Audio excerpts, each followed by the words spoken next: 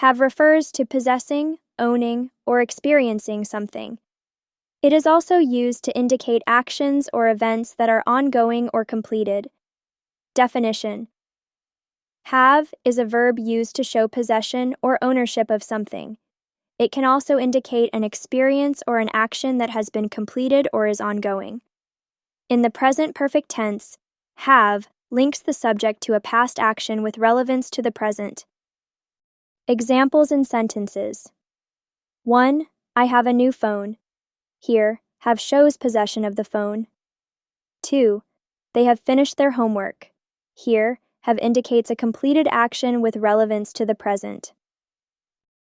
Usage. Have is used to express possession, actions, or experiences. It can also form the present perfect tense to describe actions that happened in the past but still matter now.